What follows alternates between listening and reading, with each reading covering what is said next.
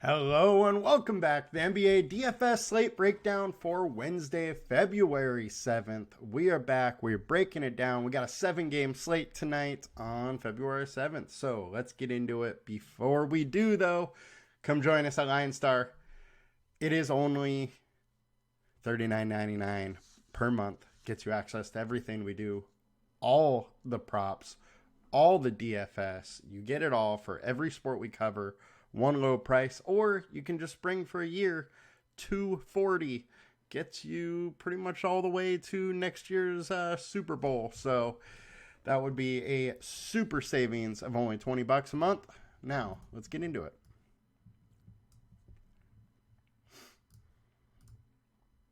All right.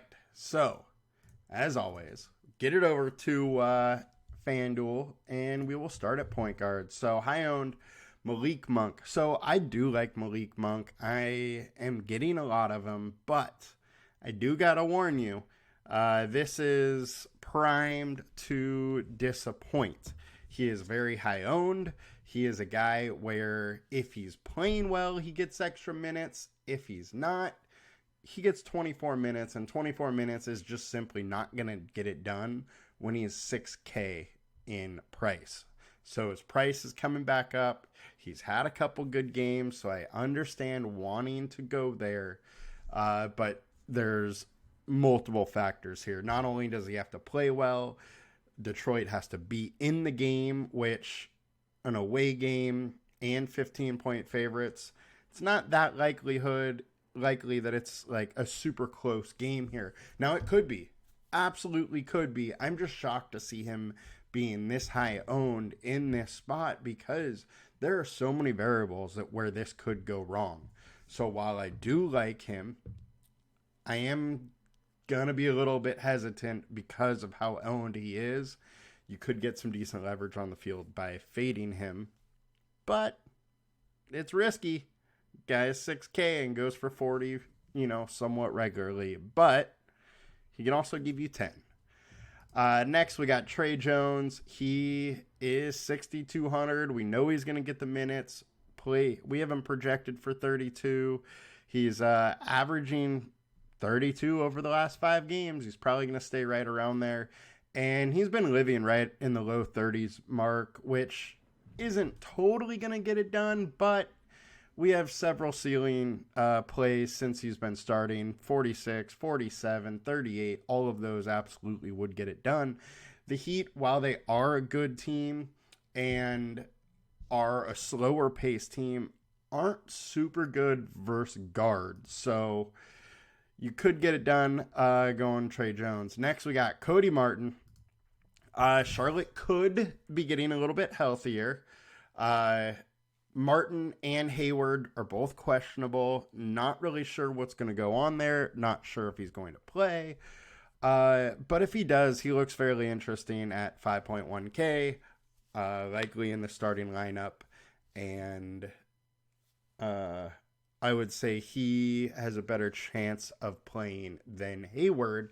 And even if Hayward does play, he's been out for a while, so he might be limited, given the fact that it was a leg injury for Hayward. So regardless, we have him for 28 minutes. 28 minutes versus the Raptors sounds all right with me when he's only 5K. My issue with him is that we haven't seen a ceiling from him. His ceiling game is 6X, and that simply won't get it done. So that's my worry there. But he is one of the higher owned guys as well. Now, getting into some pivot options, we got Scary Terry. So he put up 37, put up 38. He's starting to play more minutes. We have him for 32. He's been just under 1 fantasy point per minute since he's been with the Heat.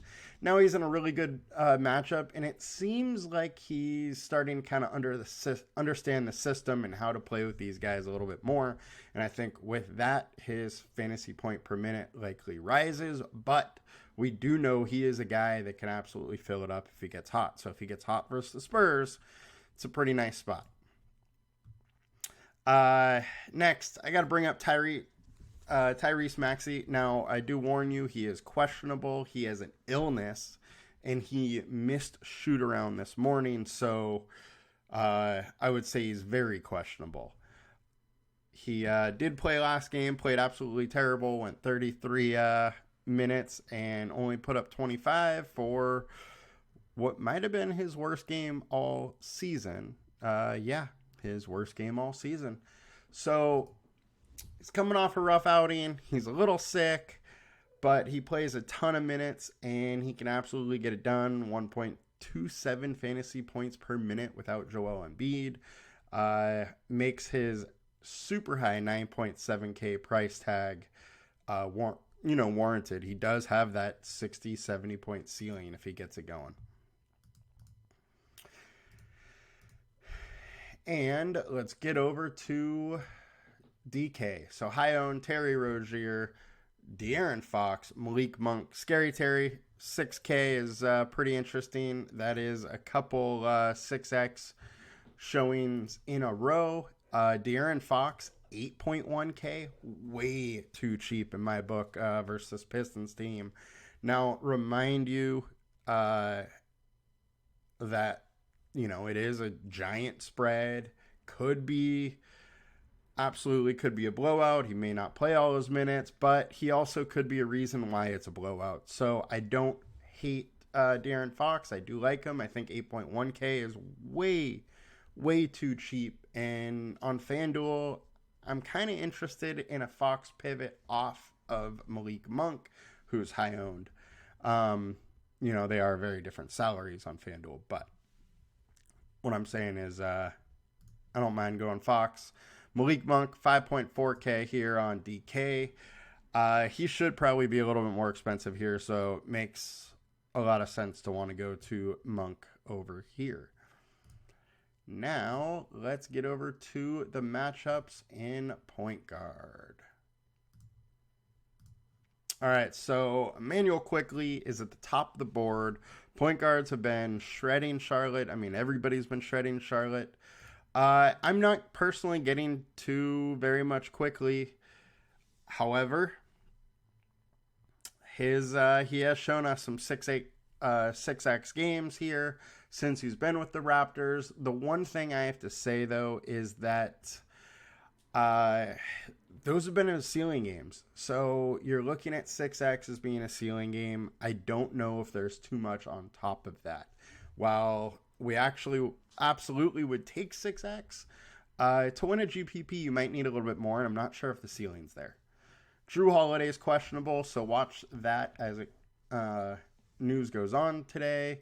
And Steph Curry has been shooting the ball very well lately. We've seen a few ceiling games lately from him, so take note of that. I am not getting to a ton. I just think with how they're playing, he's not being totally utilized as he should, but maybe that's changed, and that's why we've seen some ceiling games here. Now, getting over to shooting guard, we got Kevin Huerter, Malik Monk, Cody Martin being the high-owned guys. I like Kevin Huerter. I think he's interesting. 5.7K for a guy that can get us 30, 40 is absolutely intriguing. The thing that we have to bring up with Huerter is he's one of these guys where his minutes are all over the place. Plays 39, plays 30, plays 21, back up to 31. So understand there's some volatility there. At high ownership, I don't like it quite as much because of that volatility, but I am absolutely going to be taking some swings because I think his price is a little low. Cody Martin we went over as well. Pivots, Devin Vassell. I think Devin Vassell is more interesting than Trey Jones, frankly. He's been, right around 40 for the last week and a half, 2 weeks straight, and he has that ceiling of 50, 60 if he really gets it going. We have several right around 50 there for that stretch, and he's playing that kind of minutes where he absolutely can get up there. He's shooting a ton, and if he gets hot from three, he can fill it. So don't mind going to the pivot there. And Paul George. Paul George is going pretty much unowned. We have him at 31.5 minutes. He played 32 last time, 33 the game before that, 27 before that. I think his minutes restriction's probably going to be pretty much off here. So I wouldn't be surprised if we see a little additional on top of this projected. If we see 1.5, 2.5 more minutes. And when he's down at 8K, that's pretty intriguing due to the fact that he can drop us 60 or 50 and definitely can get into the mid 40s. So bit intrigued to go to there. On DraftKings, Scary Terry Rozier, RJ Barrett, and Kevin Huerter. I do think Barrett is pretty interesting. He is coming back from injury. He sat out a couple nights ago. He is expected to come back. He did play 43 minutes right off injury last game, so I don't think he will be limited. He's in a great spot, and he's been living in the low 40s, and he's a 6.9K, which is almost, 6X here, and we have seen that ceiling out of him as well. So I think RJ Barrett is fairly interesting here. Now, matchups: Tyler Hero, Klay Thompson, Kevin Huerter. I do think Hero's pretty interesting. Shooting guards have got torched by the Spurs lately. Donovan Mitchell, 60. Brandon Ingram, 40. Edwards, 62. Rozier, 37. I absolutely think he can get it done in this spot, so don't mind going there. And his price is starting to get pretty low. Klay Thompson, I don't mind it. I think his price is good, and we know we have that ceiling. He didn't close the last game, so he had a couple less minutes than we're used to. If he shoots well, maybe he's a little pissed because he didn't close, and shoots well, then a ceiling game's absolutely potentially there. Don't hate going that way. And small forward, we got Kevin Huerter, Caleb Martin, RJ Barrett. Caleb Martin slipped into the starting lineup. He only did play 25 minutes, and that is a worry for me here. We have him at 28. If he's playing 26, 28 minutes, 4,600, he looks pretty interesting. There's not a ton of value on this slate. So we're going to be trying to look for some guys in that 4K that we can play. And he's absolutely one of them in a decent matchup versus the Spurs. Big time pace up spot. So definitely a little bit intrigued there. RJ Barrett we just covered.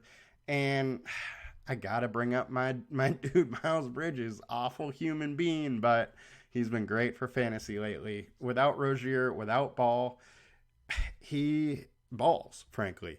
1.13 fantasy points per minute over his last 5 starts, and that's right about where he's been all season long without Ball or Rozier on the court. And I'm going to keep going to him here. Frankly, high 40s, low 50s, ceiling in the 60s. I think all those outcomes are absolutely possible, and 8.7K isn't too much for me to pass in a spot that's not that bad. Bojan Bogdanovic, got to bring him up. He's still playing the minutes. He's going against the Kings, who haven't been great against small forward. And if he gets hot, he can fill it and can definitely pay off a 6K salary. He put up 43 last week. He has a couple 40s in here, 54. So not only does he have a ceiling, he can get us, the 6X, 7 or 8. And it is a potential play that could win you the night, especially if, the Pistons are able to stay into this game. It's a high-scoring game. Then maybe you want some Kings to run it back also. So very much intrigued with Bojan. Also kind of intrigued by Thompson if he is starting. It does seem like in the forward spot, the Pistons might be a little slim today due to their trades and whatnot. So a little intrigued there. Paul George we went over, and small forward on DK. Jason Tatum, Caleb Martin, RJ Barrett. Tatum's in a fine spot versus Atlanta. Drew Holiday is out. Is questionable. If Holiday is out, Tatum definitely looks more interesting, but Tatum's been crushing it lately, so you can't really hate on that. I mean, in the last week, a 73, a 60, 56, 59, all of those I would take at his salary. And it's a pace-up spot versus Atlanta, who overall is 20th versus power forward, so I get why you're going there. Do have to say that I kind of would rather go Jaylen Brown at lower ownership, but I don't mind the Jason Tatum play. And on to small forward, we got... I don't know if Leaky Black is going to play. Cody Martin could be back. Hayward could be back. So this is questionable, but understand the small forward spot for the Hornets is an interesting one to attack. If it's Hayward starting, be careful because, you know, he's likely on a minutes restriction, but just understand that this is an interesting spot. Sadiq Bey is interesting, and Bogdan is interesting as well. And moving it over to power forward, Caleb Martin, Harrison Barnes, Tobias Harris. I do think Tobias Harris is pretty interesting. Another thing to add here is that, you know, Maxey is questionable. So Maxey could very much be out. He did miss shoot around today, and if he is, Tobias is going to take a lot of shots tonight. Harrison Barnes, I wish his price would go back down a little bit after his recent, burst of scoring. And now let's move on to some pivots. Bridges, Bogdan, Jarrett Allen. Jarrett Allen, power forward or center. He's going to line up at center in the actual starting lineup. And look, he is in a just amazing spot versus the Wizards. Worst in the league versus center. And the dude's been crushing it now for a while. You know, he's been living in the mid-40s. He's 8K. That's pretty much all we got to say. It's a great spot, and he's been killing it. He is coming off the injury. That's the only worry, but not too shabby to go there. All right. Now punt play. Marcus Morris. So we know Maxey's questionable. Nick Batum is out. Joel Embiid is out. Daniel House is questionable. They are getting pretty thin here at the forward spot. And, you know, he started the other night, played 33, got us 24. Last night, played 24, got us 21. Started a little bit ago and got us 36. I think there's a high likelihood that he's getting over 20 minutes. I would say more 22 to 24-ish with potentially plus on that. And he's good enough to get it done. With no ownership, I'm at least intrigued here. The other thing is 76ers aren't that big. So, you know, they could play him at center to match him up with Draymond Green a little bit. Not saying they will, but, you know, it is one of the things they could do.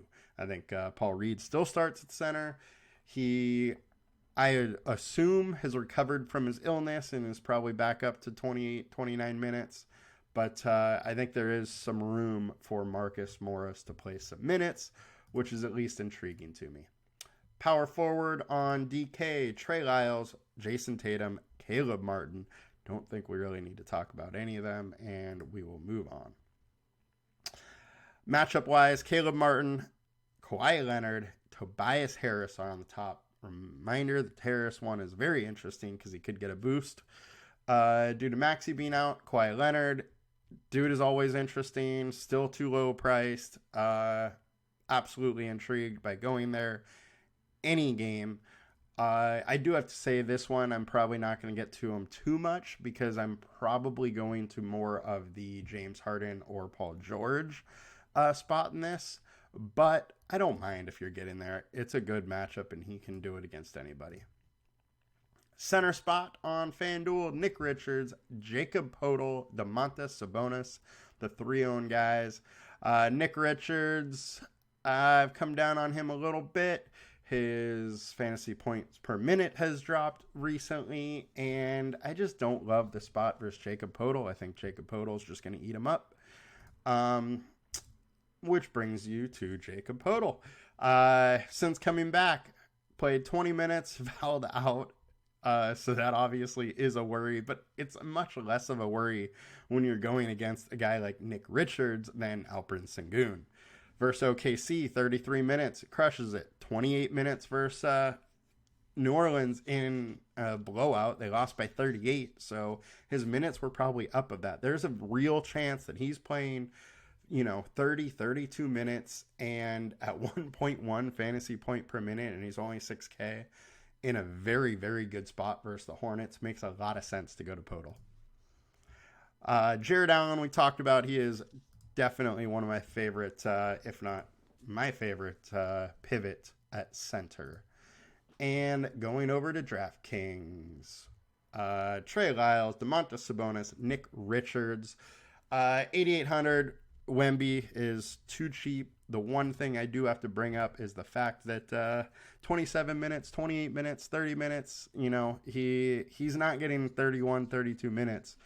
But he's living in that low 50s. He's 8,800, makes some sense there when he has a huge ceiling, and he's such a freak. He can do it against anybody. Podol 5,900 on DK is way too cheap and not getting the ownership it should.